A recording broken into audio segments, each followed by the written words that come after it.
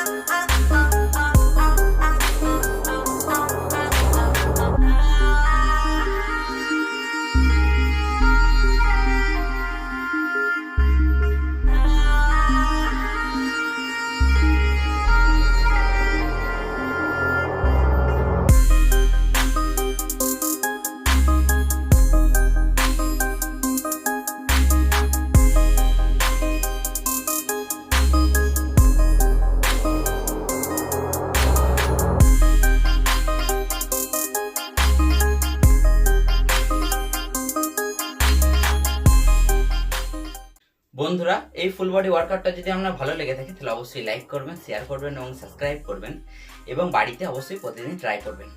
লাস্টে আমার body condition দেখে নিন। এটা হচ্ছে লাস্টে আমার বডি কন্ডিশন।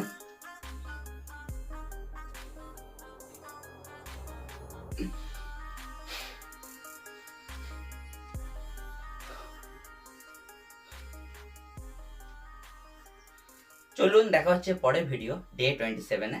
ধন্যবাদ।